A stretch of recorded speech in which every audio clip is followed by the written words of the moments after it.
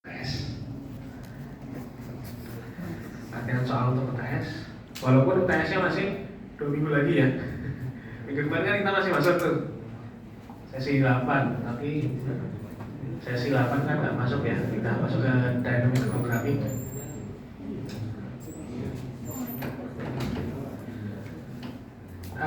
Soalnya bisa dibuka di forum sesi 14. Di forum sesi 14 ini udah aku kasih ada latihan soal.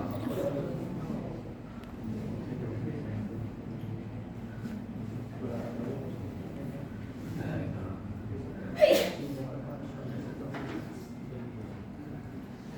Ya nanti bisa kalian kerjain ya. Kerjanya di sini aja loh.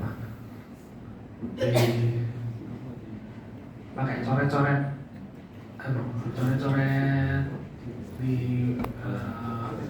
buku masing-masing. Nggak ada masalah. Gitu ya. Oke. Nah, sebelum ke situ, ini ada satu materi lagi yang kalau dibilang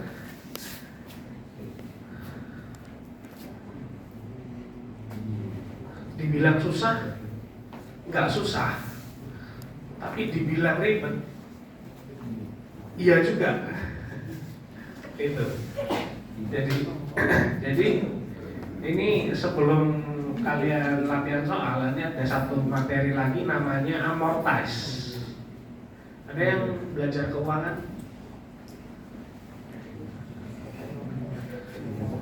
Ada belajar menghabiskan uang? Aku juga belajar menghabiskan uang.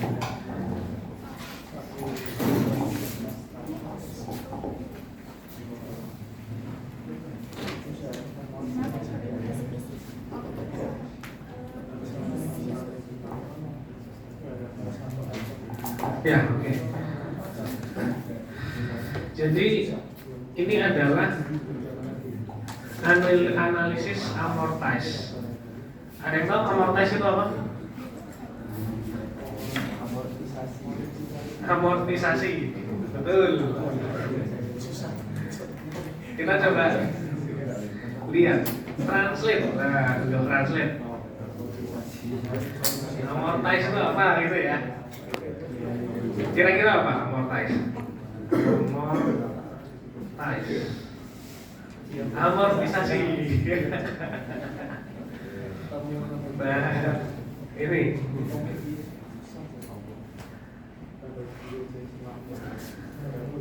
ada yang pernah pakai judul? Iqbal pernah? Atau mungkin ada yang jadi bandar judul?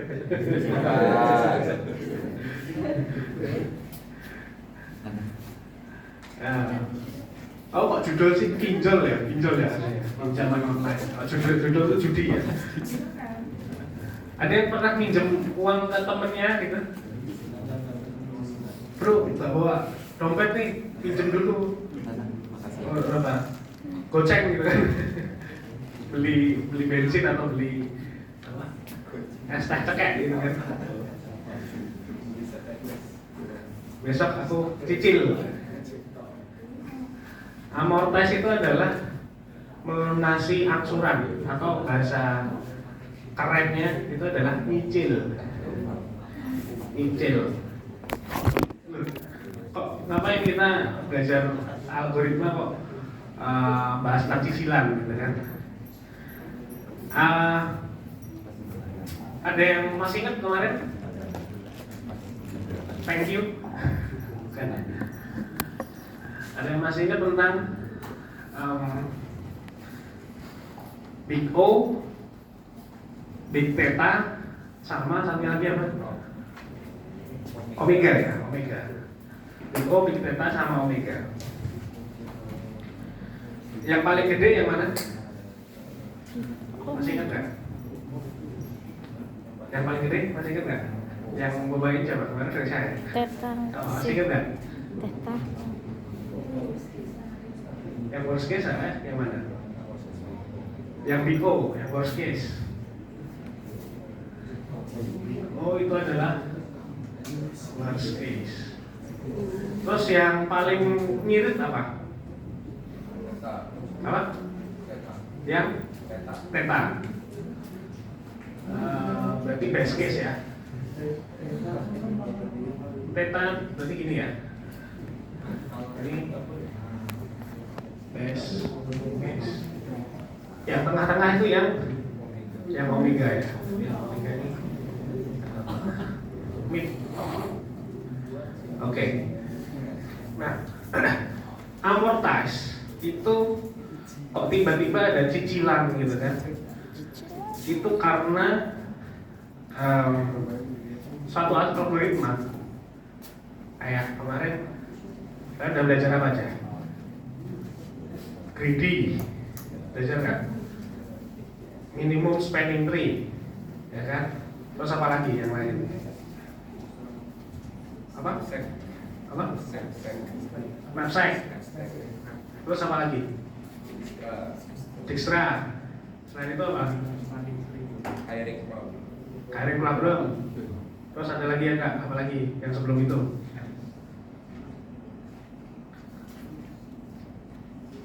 Apa? Heap. Ingat nggak heap? Binary tree. Yang binary tree loh. Sorting yang dengan bikin binary tree. Ingat nggak? Nggak lupa. Ayo nanti sekalian kerjain ini ya. Pertemuan 3 kalau nggak salah. Dan lain sebagainya.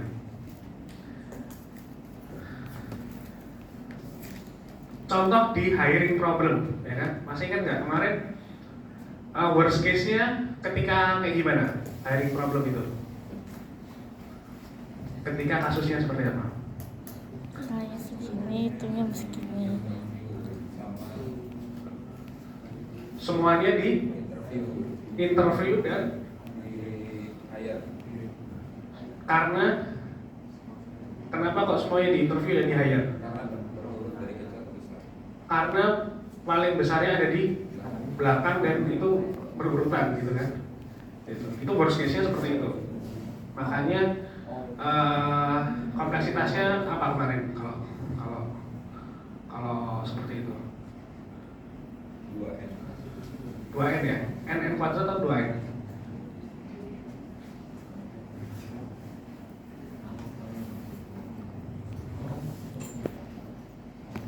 Ya antara dua itulah ya. Antara dua itulah ya. Nah, tapi kayaknya kalau worst case-nya N kuadrat ya kalau nggak salah. Tapi kalau misalnya best case-nya ini gimana best case-nya? Masih ingat nggak? Kalau worst case berarti nilai paling tinggi ada di belakang dan dia ascending, gitu kan? Best case-nya di mana? Paling besar ada di depan. Ketika yang paling besar di depan, dia cuma mewawancarai, semuanya tetap diwawancarai, tapi nge-hiringnya cuma satu kali aja. Jadi N kali tambah N kali 1, jadi cuma N aja kan, N plus 1 aja. Jadi setiap algoritma itu ada best case, ada worst case-nya gitu. Nah, terus kita mau tahu kalau gitu sebenarnya nilai sebenarnya dari kompleksitas si algoritma kita itu yang mana sih? Apakah yang worst case atau yang best case, gitu kan? Itu pertanyaannya di situ. Nah, maka dari itu tadi pertanyaannya kita mau pakai yang big O atau yang big theta, gitu kan? Sedangkan kalau kita mau cari omega-nya itu belum tentu. Ya cuma di tengah-tengah aja gitu kan. Belum tentu. Kita belum tentu dapat best case atau belum tentu di best case atau belum tentu di worst case gitu kan. Kan kemarin kita cari theta itu kan mana yang pokoknya theta-nya itu di antara dua ini gitu kan. Cuman yang mana gitu kan. Nah, untuk mencari itu eh, ada yang namanya amortized analysis ini, teori angsuran. Nah, teori angsuran ini ada 3 metode ya. Yang pertama adalah analisis agregat. Yang kedua adalah metode akuntansi. Yang ketiga adalah metode potensial. Kita nanti dulu itunya, kita coba lihat kasusnya dulu. Kasusnya kayak gimana?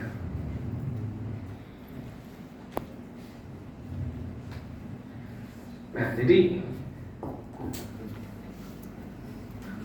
ini ada berapa nih?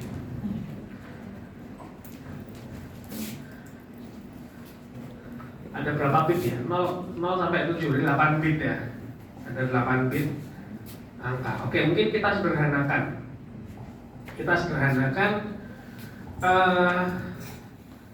Ada beberapa contoh sih sebenarnya. Aku kasih satu contoh.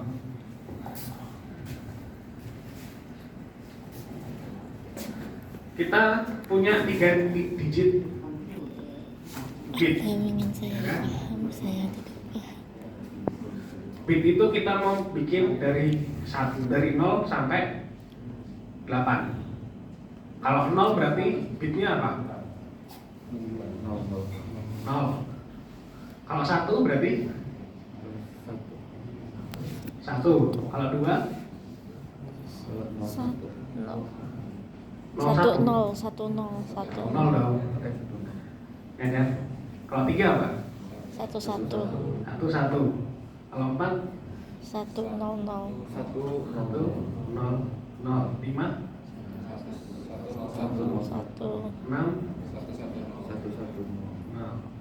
7 1 1 1 8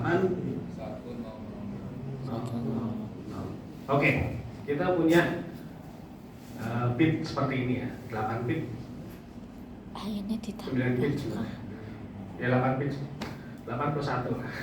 Oke, 0 sampai 8. Nah, yang kita cari adalah algoritma untuk merubah 0 ke 1.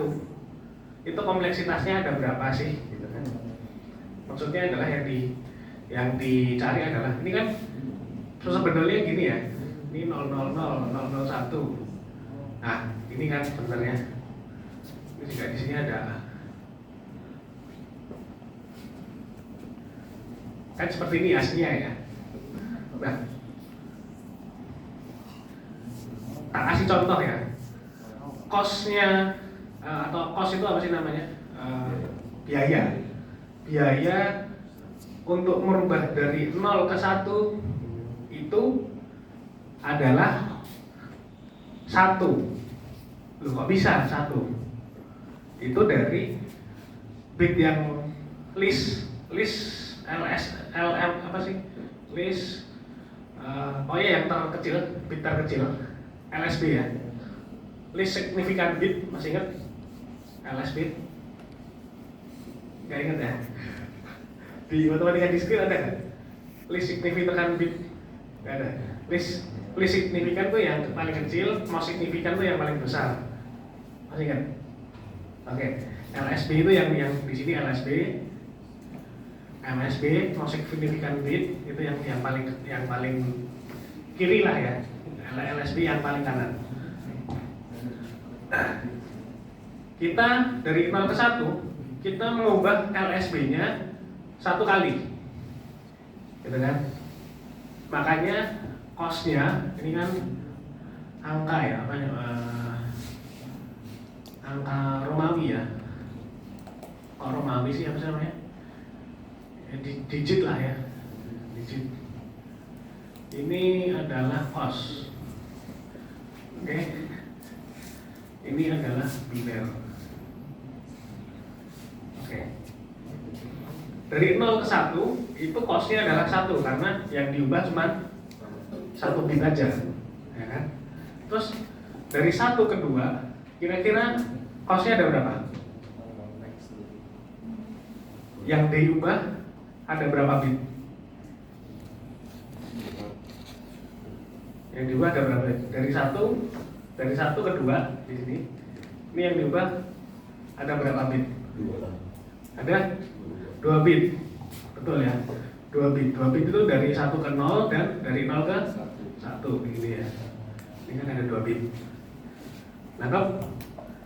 Nah, dari 2 ke 3 ada cos-nya ada berapa? Cuman ada 1. Dari 0 ke 1 yang di sini aja. 3 ke 4 ada berapa? 3. Betul, 3. 5 ada? 1. 6 ada? 2. 2. 7 ada? 1. 8 ada? 4. Ya udah. Cakep ya? Cara kerjanya. Di sini, nah, ini kan, ini algoritmanya sama kan? Algoritmanya adalah swap bitnya sesuai dengan ditambahin 1 lah, gitu kan? Dari 0 sampai 8 algoritmanya sama. Swap bitnya dengan menambahkan 1 gitu. Nah, yang berbeda adalah ternyata cost-nya setiap digit itu berbeda gitu kan. Kalau 0 ke 1 itu ternyata cuma 1 ke 2 itu ada 2 ke 3 ada 1, jadi naik turun gitu kan. 3 ke 4 sedangkan ternyata ada 3 gitu. Justru 4 ke 5 malah balik lagi ke 1 gitu. Jadi naik turun. Jadi nggak sama cost-nya itu. Jadi setiap algoritma dengan kasus yang berbeda-beda itu cost-nya itu ternyata nggak sama. Walaupun ada cost worst case. Kalau di sini worst case-nya berapa?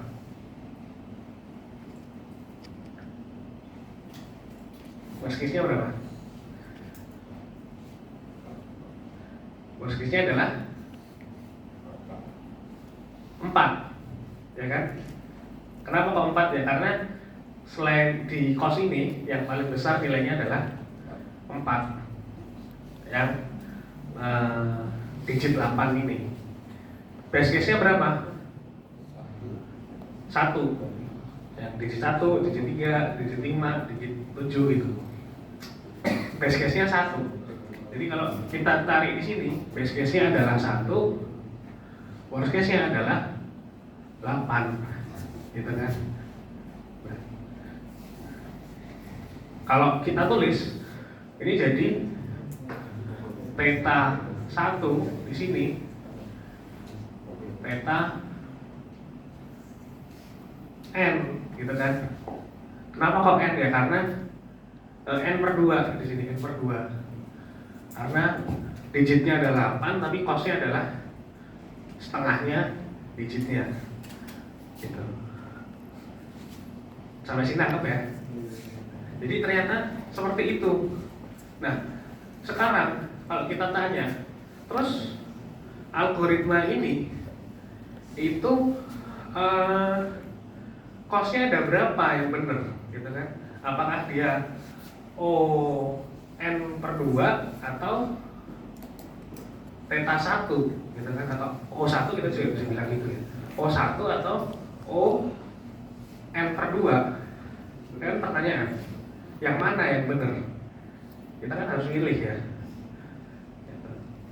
Nah, disinilah amortize itu hadir. Amortize itu ada 3 cara. Yang pertama adalah agregat. Yang kedua adalah accounting. Yang ketiga adalah potensial. Gitu. Nah, pertama kita mulai dari agregat dulu. Oke. Kalau gitu berarti kita mulai dari agregat. Gimana caranya agregat?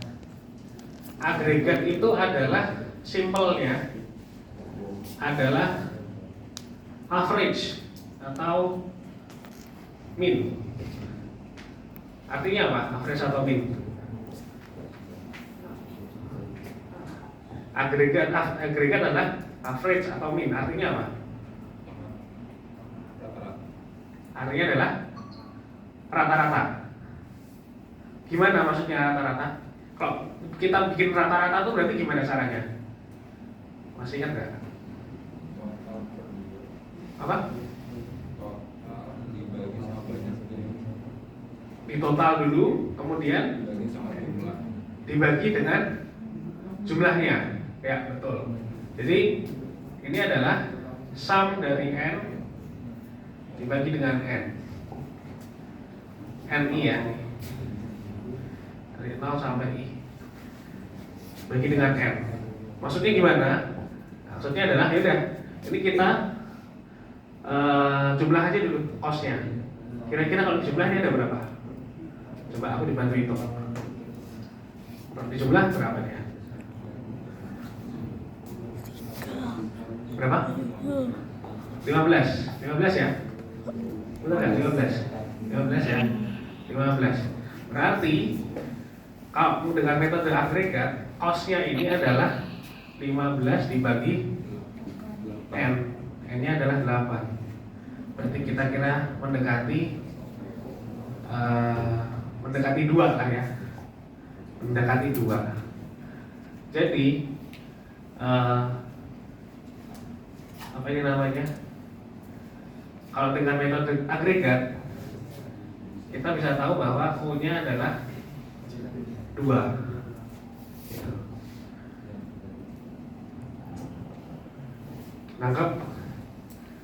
Sesederhana itu, gitu kan? Udah cuma gitu aja, gitu kan? Nah, terus kalau misalnya menggunakan metode akunting gimana? Metode akunting itu adalah, ini beda lagi. Ngitungnya pakai, betul, ngitungnya pakai uang.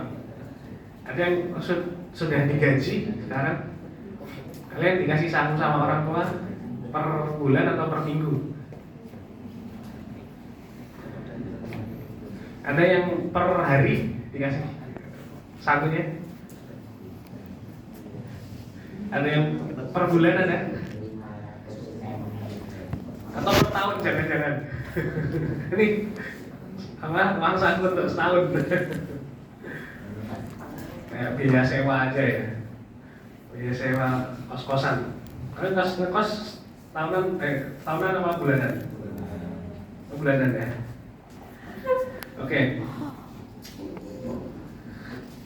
Agregat sederhana itu. Accounting itu adalah caranya seakan-akan kita mau mencicil sesuatu.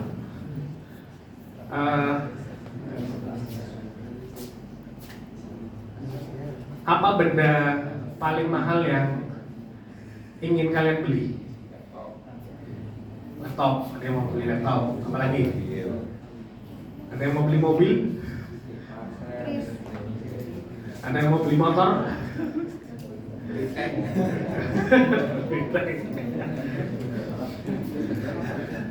Ada yang mau beli PC?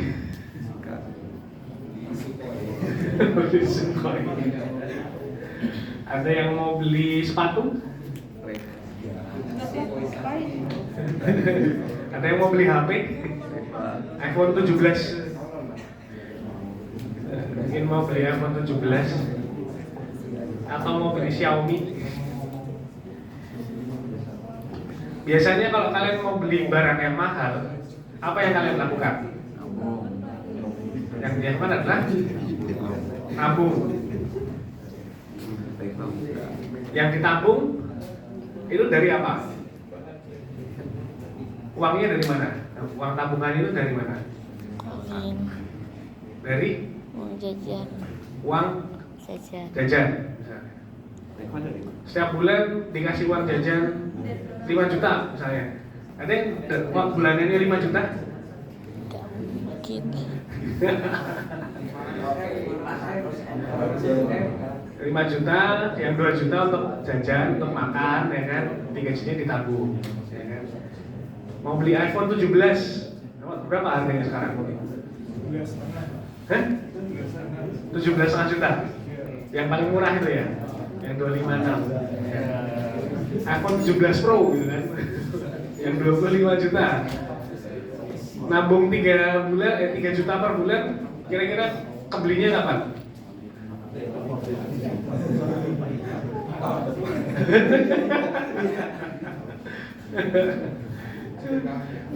Sepuluh bulan lah ya, 10 bulan nggak nyampe, 9 bulan lah. Pinjol terus dicicil.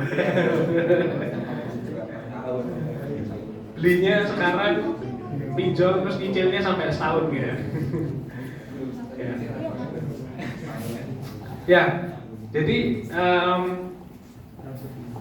mirip dengan pinjol atau nyicil.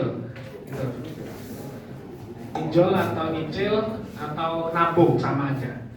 Jadi caranya adalah kalian punya pendapatan.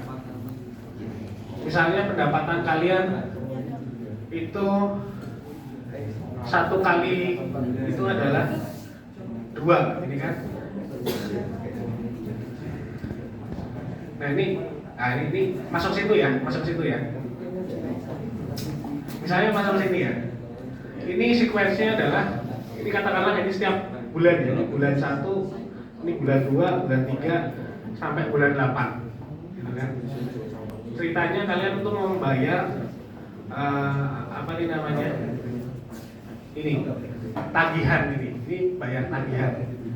Gimana caranya bayar tagihan ya?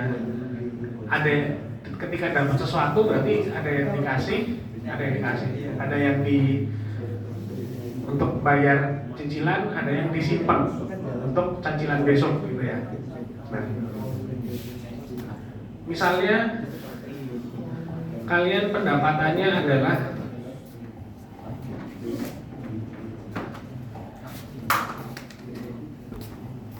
dua satuan misalnya.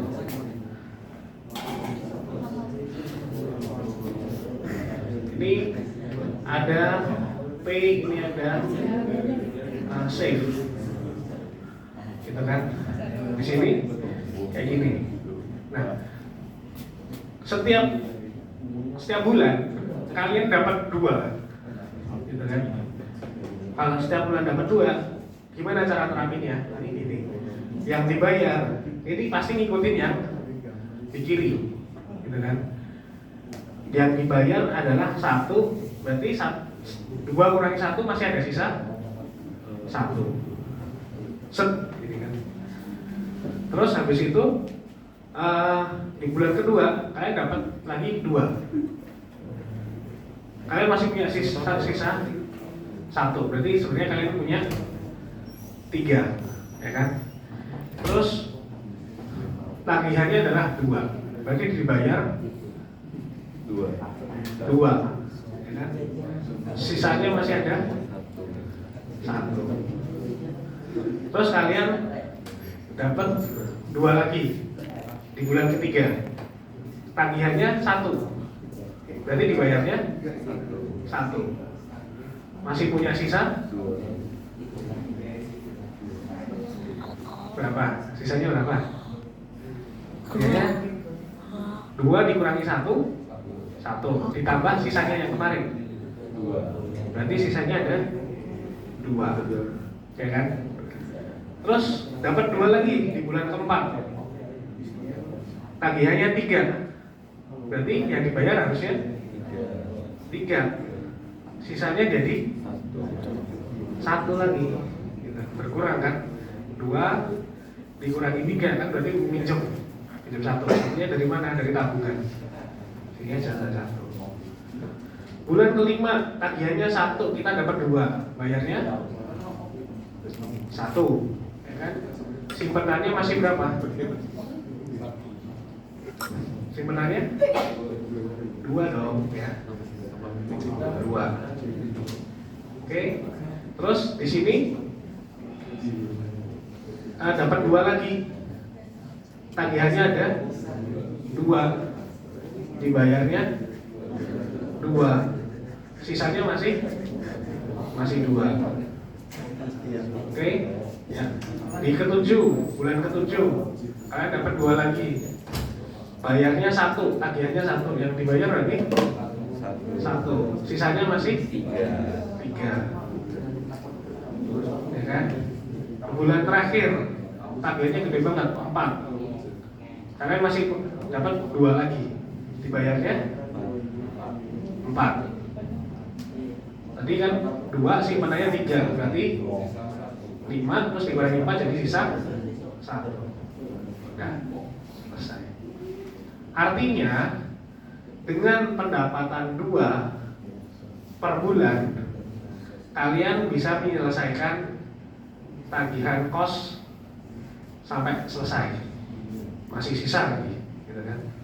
Artinya kos yang rata-rata itu yang harus kita keluarkan adalah tiap bulan adalah 2. Jadi menurut akunting O-nya adalah 2. Gitu. Sampai sini nangkap? Nangkap ya? Jadi cara agregat adalah dijumlah terus dibagi jumlah N-nya, hasilnya di situ 2. Kalau akunting caranya kayak tadi, kita mulai dulu dari 2, kita cari 2 bisa sampai selesai nggak? Oh bisa, berarti rata-rata kosnya setiap kali putaran dengan berbagai kasus itu adalah 2. Kalau ternyata nggak sampai bawah, terus gimana? Berarti harus kita naikin, misalnya jadi 3 gitu kan. Nah terus kita hitung lagi, oh bisa, berarti kosnya adalah 3. Sampai sini bingung? Sampai sini bingung? Cukup jelas? Berarti kalau mau ngecek misalkan yang N-nya tuh tinggi, berarti kita apakah mulai dari 1 terus nyoba terus sampai? Ya betul, mulai dari 1. Tapi cuma kan nggak mungkin ya. Kalau 1 kan nggak ada save-nya kan, nggak ada simpanan. Mesti di sini udah berhenti dulu. Jadi patokannya tuh gimana? Patokannya adalah mulai dari 2 biasanya. Mulai dari 2. Mulai dari 2. Ya tergantung tergantung nilai terkecilnya berapa. Ini kan nilai terkecilnya 1. Kalau misalnya nilai terkecilnya 5 ya jangan mulai dari 2 kan. Nggak bisa bayar kan nilainya. Berarti mungkin mulai dari 6. Mulai dari 6 bisa nggak? Berarti kos ditambah. Itu bebas. Dicoba kan. Perlu dicoba. Nggak ada patokan pastinya.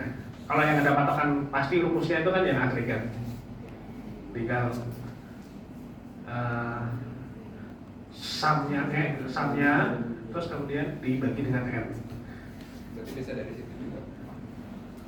Dari situ maksudnya? Dari agregat dulu kita hitung misal 2, nanti kita coba 2. Bisa, betul ya. Untuk mastiin ini betul nggak sih di 2 gitu kan? Betul, itu bisa. Coba di agregat terus kemudian dicoba akunting gitu.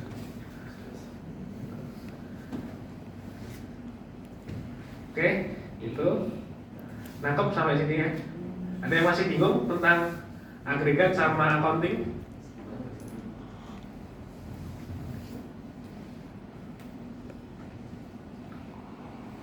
Ada yang masih bingung? Cukup jelas semua? Oke, nah sekarang potensial ini coba menggunakan ChatGPT masing-masing, dicari definisinya, terus didiskusin sama teman sebelah. Tak kasih waktu mungkin 10 menit aja ya, kasih waktu 10 menit terus nanti kita diskusi ya. Yang potensial tuh gimana sih maksudnya?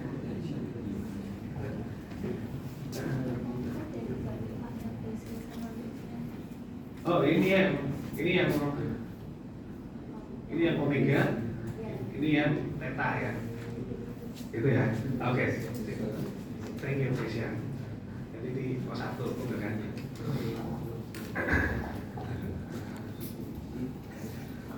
Oke, silahkan. Boleh di